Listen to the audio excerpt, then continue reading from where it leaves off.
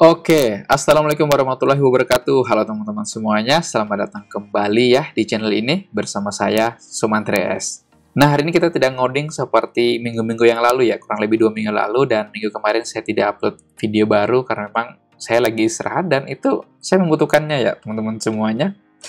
Oke, dan hari ini itu kita sedikit agak santai gitu ya, tapi teman-teman harus tetap fokus. Kenapa? Karena kita membahas secara teorikal atau teori dan memang sedikit agak membosankan, but just is the beginning, right? Jadi ini baru permulaan gitu ya, nanti supaya teman-teman bisa mengikuti di video-video yang akan datang gitu ya, tentang topik kita kali ini. Nah bang, topik kita kali ini apa? Jadi topik kita ini adalah tentang DRF ya. Tentu teman-teman sudah tahu ya apa itu DRF. Nah, jadi saya akan menunjukkan kepada teman-teman tentang presentasi yang sangat sederhana ini dan mudah-mudahan teman-teman bisa mengikuti dan bisa memahami gitu. Dan sebelum saya memulainya, tentu saya akan mengajak tentu teman-teman jangan lupa untuk mensupport saya dengan mengklik tombol subscribe, like, dan share dan membuat saya lebih semangat lagi untuk membuat video tutorial yang akan datang. Oke? Nah, hari ini itu kita akan bahas tentang DRF ya. Jadi kalau misalkan teman-teman lihat dari logo ini, tentu teman-teman sudah tidak merasa asing lagi dan familiar lagi dengan ini. Nah, dari logo ini tentu adalah sebuah Django REST Framework. Jadi sebuah toolkit API yang berdiri di atas bahasa pemrograman Python. Nah, untuk hari ini tentang DRF itu ada beberapa goals yang harus kita pelajari. Minimal kita tahu dasarnya seperti apa. Nah, goals yang pertama itu tentang apa itu Django REST Framework. Dan goals kedua yaitu roadmap belajar Django REST Framework. Dan yang terakhir yaitu cara kerja Django REST Framework. Jadi memang saya sudah buat goal ini yang secara simple, tetapi ini akan membawa teman-teman lebih memahami tentang apa itu Django.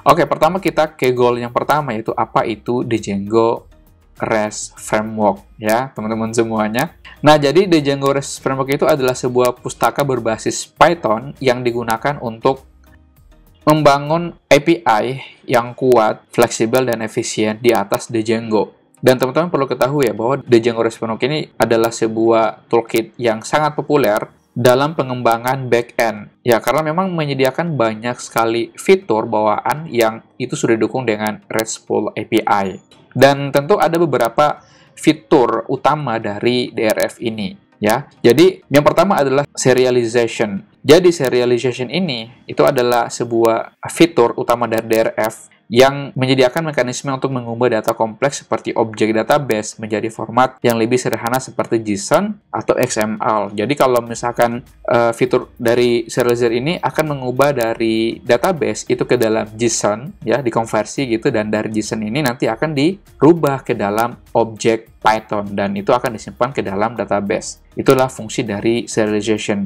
Nah, yang kedua yaitu views dan viewset. Jadi views ini adalah mempermudah definisi logika untuk endpoint API dan ini merupakan penjelasan dari views, dan viewset ini adalah merupakan abstraksi tingkat tinggi untuk membuat CRUD yaitu create, read, update, delete API dengan sangat cepat ya. Itu fitur utama dan kedua dari Django REST Framework. Dan yang ketiga itu adalah authentication dan formation. Jadi DRF juga menyediakan sistem autentikasi bawaan seperti token authentication, session autentikasi, dan OAuth, dan mekanisme perizinan atau permisi untuk mengatur akses ke API. Nah, itulah kenapa DRF ini memang sebuah API atau RESTful ya yang berdiri atas Python dan juga Django, dan memang mereka sudah menanamkan sebuah autentifikasi atau keamanan yang sangat bagus dan baik ya dari segi keamanan. Dan itulah kenapa DRF ini sangat populer ya, karena memang ada beberapa fitur utama yang sudah siap pakai gitu ya teman-teman semuanya. Dan yang kedua itu routing otomatis. Jadi DRF juga mendukung routing otomatis untuk menghubungkan endpoint API dengan URL tanpa perlu mendefinisikan URL secara manual. Jadi, di DRF juga ini sudah menyediakan sebuah routing, dan memang ada beberapa routing yang cukup terkenal ya, seperti GET, POST, POTH, dan lain sebagainya, itu sudah ada di DRF ini, dan makanya nanti dia akan secara otomatis mendeteksi, oh ini kita sedang membutuhkan ini ya, atau merequest ini gitu. Dan menariknya lagi, di DRF itu sudah ada namanya Browsable API. Nah, ini yang menarik di DRF, ya, menggunakan Django. Saya tidak tahu di framework-framework lain, ya misalkan di Laravel dan lain sebagainya atau Ruby on Rails, tapi di DRF ini merupakan sebuah fitur yang sangat saya sukai, yaitu Browsable API ya. Jadi salah satu fitur unik dari Django REST Framework dan merupakan antarmuka web interaktif yang mempermudah pengembang atau klien untuk menguji dan mempelajari API. Jadi sebenarnya kita tidak perlu membutuhkan tools bawaan untuk menguji setiap API yang kita miliki atau kita develop atau bangun ya, karena memang tools itu seperti misalkan ada Postman, ada Bruno dan lain sebagainya, karena memang Browsable API ini sudah menyediakan itu, jadi kita tidak perlu membutuhkan itu. Tapi tetap akan kita butuhkan tools yang tadi yang saya sebutkan tadi seperti Postman ataupun Bruno. Ya, kemudian dukungan untuk pagination. Nah, ini juga sangat perlu. Kenapa? Karena kalau misalkan kita membutuhkan dalam API itu ada beberapa halaman dan banyak sekali halaman, jadi pagination ini sangat perlu. Kenapa? Untuk menyediakan dukungan bawaan dalam pagination, misalnya menampilkan data dalam halaman. Jadi memang sudah ada, ketika memang data itu banyak, otomatis dibuatkan sebuah dukungan pagination bawaannya ya.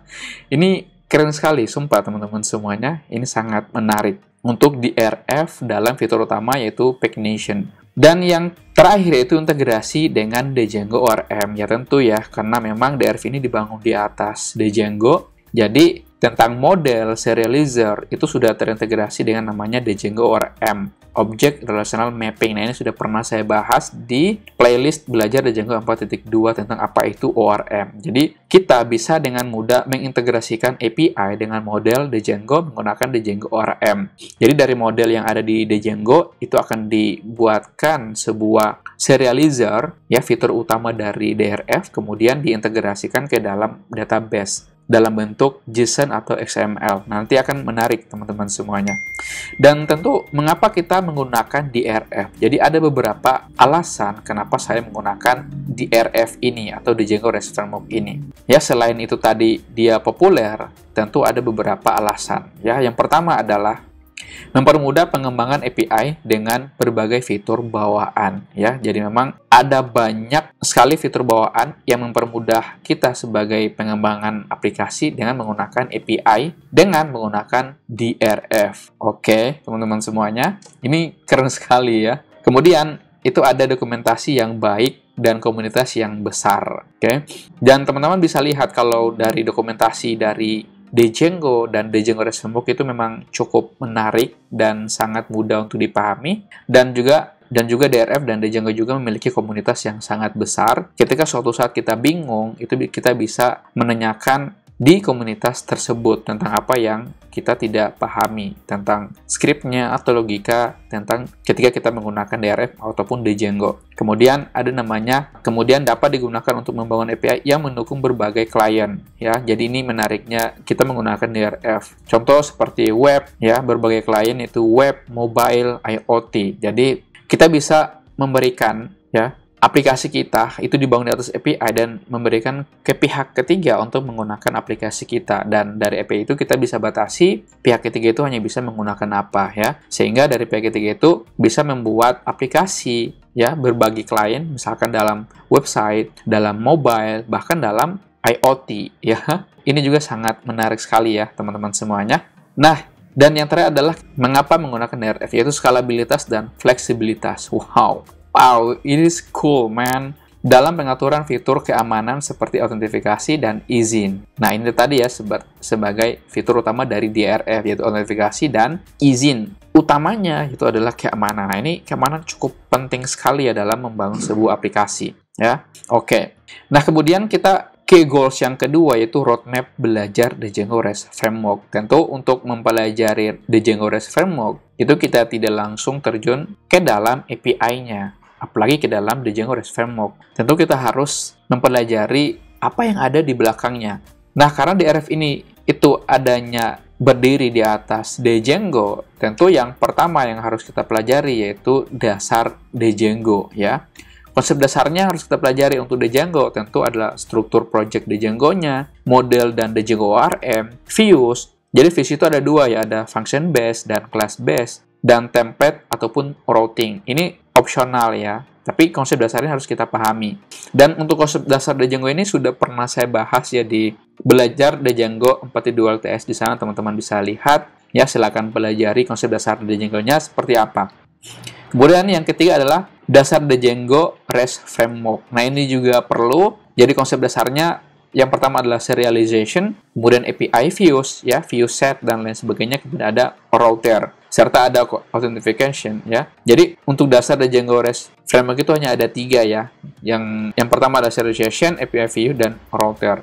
Selanjutnya yaitu membuat API sederhana. Nah, setelah kita sudah mempelajari konsep dasar dari Django dan Django REST Framework, kita coba nih membuat API sederhana dengan banyak latihan, ya, dengan mempelajari proses cara kerja API dengan model, serialization, view set, bahkan routing, dan kita coba melihat, menguji, event mengetes apakah API itu kita berfungsi atau tidak, ya. Ini keren sekali teman-teman semua. Jadi memang dalam membuat sebuah API atau belajar tentang teknologi baru, ya kita harus banyak-banyak latihan, apalagi dalam memecahkan masalah trouble dengan aplikasi yang akan kita buat nantinya, gitu ya. Kemudian pelajari konsep penting dari DRF. Nah, ini konsep yang cukup penting dalam DRF. Yang pertama, konsep dasarnya itu authentication dan authorization. Ya, sebuah sesi ataupun permission ini harus kita pelajari konsep penting dari DRF. Yang kedua adalah filtering dan pagination. Nah, filtering, tentu teman-teman sudah tahu kata filtering. Jadi, filtering itu adalah kita menyaring function mana yang akan dibutuhkan oleh klien, gitu ya. Pagination tentu teman-teman sudah tahu. Kemudian, customization views. Jadi kita sudah membuat API sederhana nih, ya, dan sudah mengetesnya. Dan bagaimana supaya klien itu bisa menarik atau bisa berkunjung di aplikasi yang kita punya, gitu ya. Tentu kita harus mengkustomisasi views-nya biar menarik untuk menampilkan data record atau API, gitu ya, sehingga klien atau pengunjung itu merasa, wah ini sangat keren dan itu sangat memudahkan dari sisi user friendly aplikasi yang kita punya, ya. Jadi itu memang roadmap belajar DRF yang harus kita pelajari, ya. Tidak mesti harus kuasai dalam satu hari gitu, secara bertahap itu teman-teman harus butuhkan, gitu ya. Dan yang terakhir adalah deploy API to production. Nah, setelah kita sudah membuat API sederhana gitu dan membuat aplikasi sederhana menggunakan DRF, tentu untuk klien bisa melihat dan pengunjung bisa melihat hasil dari pengembangan API dengan menggunakan DRF dalam sebuah aplikasi, tentu kita harus mendeploy API itu, ya. Jadi ada banyak sekali kita dapat mendistribusikan project, ya, bisa menggunakan Unicom dan Ngins, yaitu adalah sebuah server web untuk bisa kita tanamkan project, ya, API kita menggunakan Django dan Django REST Framework, serta kita juga bisa ngedeploy platform cloud dan lainnya. Nah, ini nanti akan kita bahas untuk ngedeploy-nya, tapi bukan dalam API, ya, tapi nanti ada di playlist Simple Apps. Di sana sudah mulai pembahasannya, sudah sisa beberapa langkah, ya, beberapa minggu itu sudah selesai, dan pertemuan terakhir itu tentang bagaimana kita mendeploy-nya atau production. Nah, dari sini itu ada 5 ya roadmap belajar DRF Django REST Framework. Tentu dari kelima ini teman-teman tidak bisa mempelajarinya dalam sehari, dan silakan teman-teman buat struktur pembelajaran, misalkan hari pertama belajar apa, hari kedua belajar apa, dan hari-hari seterusnya, gitu ya, biar lebih tahu lagi tentang DRF, bahkan tentang Django itu sendiri. Oke ya teman-teman semuanya, pembahasannya cukup sangat keren dan menarik, dan kalau misalkan ada yang masih bingung, silakan teman-teman bertanya, gitu ya. Nanti sebisa mungkin akan saya jawab. Oke, dan kita ke roadmap yang terakhir, yaitu cara kerja Django REST Framework, ya. Nah, sebenarnya cara kerja Django REST Framework ini intinya itu hampir sama dengan cara kerja API. Cuma bedanya di Django REST Framework ini adalah sebuah API RESTful, gitu, dan sudah ada memang yang namanya fitur utama atau bawaan seperti serializer, model, routing, dan lain sebagainya. Itu kita anggap sudah dalam satu paket yang namanya DRF, ya. Oke ya teman-teman semuanya. Nah, cara kerja DRF itu seperti apa? Jadi cara kerjanya itu seperti ini. Jadi ada client dan juga ada Django server. Ini adalah cara kerja Django atau web aplikasi yang pada umumnya. Jadi seperti ini ya. Jadi kalau misalkan di sini ada client dan ada Django server. Jadi si klien itu bisa melakukan request dan server Django-nya itu bisa merespon dan mengirim hasil request ke klien. Lalu bagaimana aplikasi kita itu bisa diakses atau bisa dikembangkan oleh pihak ketiga, ya. dan mengambil data dari aplikasi yang kita punya. Jelas kita membutuhkan yang namanya API, ya. Wabil khusus, ya, dan lebih khusus lagi, kita menggunakan API dari DRF. Sehingga klien dari pihak ketiga atau klien manapun itu bisa melihat, membuat aplikasi yang bisa terhubung ke server yang kita punya, gitu ya. Jadi, konsepnya seperti ini. Jadi, API itu sebenarnya untuk membuat pihak ketiga bisa mendapatkan API atau data dari aplikasi yang kita punya, seperti itu. Dan kita asumsikan karena API DRF itu berdiri di atas Django Web Server, Django REST Framework, maka kita gabungkan dari API itu menjadi Web API Django. Ya, tentu untuk klien ini sudah sangat banyak atau multi-user ya, ataupun multi-client. Dan tentu kalau misalkan dari klien ini, itu ada sebuah request, permintaan, ya, sebuah metode yang biasanya itu kita sering sebut itu sebagai POST, ya, dan juga akan direspons dalam bentuk port 200 seperti ini. Nah, jadi POST dan port 200 inilah yang disebut API call atau pemanggilan API. Secara khususnya itu adalah request dari klien dan ditampilkan juga datanya dari klien. Jadi tentu Web API Django ini sudah mengkonversi ya setiap permintaan dari request, kemudian dibuatlah routing, misalkan si user mau menampilkan anggap data harga Bitcoin ya, cryptocurrency. Nah, dari data Bitcoin itu, dari routing kemudian ditampilkan ke models. Nah, dari models itu nanti akan lempar ke serialization dan membentuklah sebuah JSON ya. JSON itu akan dilampirkan atau direspon kembalikan ke klien ya. Kurang lebih cara kerjanya seperti itu. Dan untuk pemanggilan API juga bukan cuma menggunakan POST, tetapi kita juga bisa menggunakan yang namanya GET ya. Jadi sebuah method request, GET, POST, PUT ya, tentang update, delete dan lain sebagainya. Inilah cara kerja dari DRF dan klien itu bisa meminta data dari Web API Django.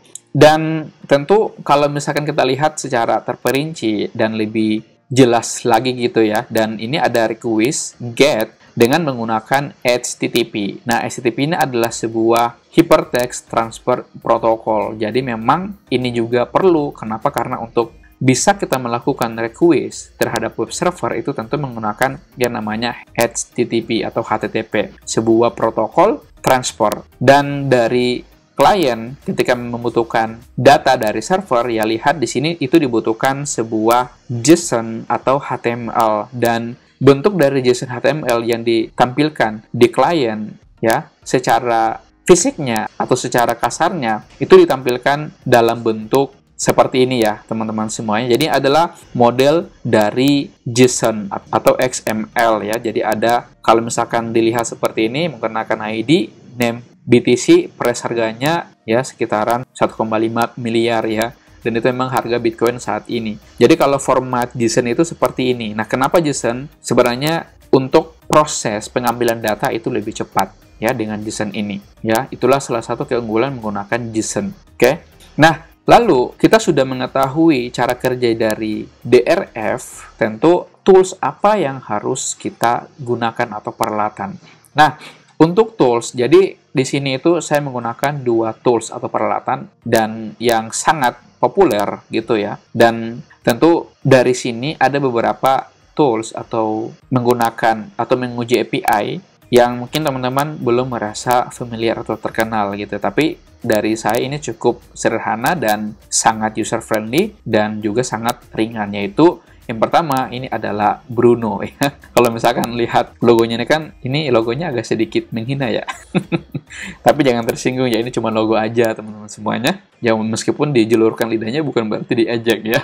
Jadi ini adalah tools pengujian API saya yang sangat populer gitu. Kenapa? Karena sangat ringan ya dan sangat cepat. Oke, untuk tampilannya tidak terlalu banyak gitu ya karena memang sangat simple gitu. Nanti kedepannya akan kita menggunakan dalam menguji API ya. Nanti kita akan menggunakan Bruno ini, oke ya. Meskipun di fitur utama Browsable API itu sudah ada, tapi kita juga membutuhkan tools untuk menguji API kita, gitu ya, apakah berjalan ataupun dia error. Kemudian yang menjadi favorit teman-teman ya, mungkin yang sudah pernah menggunakannya, yaitu adalah Postman ya. Ini juga cukup menarik ya, karena memang sedikit bagi saya ini untuk Postman agak sedikit kurang user friendly, karena memang ada banyak sekali tools ya, ada banyak sekali menu-menu yang harus kita pelajari dari sisi penempatan layouting. Tapi kalau misalkan teman-teman yang sudah terbiasa, saya anggap ini no problem ya. Cuman kalau misalkan yang awam,